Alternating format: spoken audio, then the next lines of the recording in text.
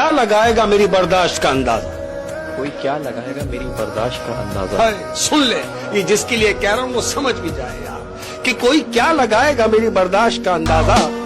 मैंने मर जाने जैसा वक्त भी जीकर गुजारा। भीड़ का हिस्सा नहीं मिसाल बनो, जमाना क्या कहेगा। ये सोचकर वो लोग रुकते हैं जिनके सपनों में जान नहीं होती।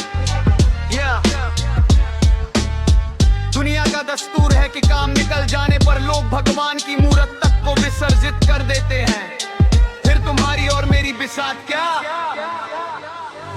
इसलिए लोगों की परवाह छोड़कर अपने लक्ष्य पर ध्यान लगाओ, क्योंकि जब तुम सफल हो जाओगे तो यही जमाना तुम्हारी कहानी सुनाने के लिए सबसे आगे खड़ा होगा।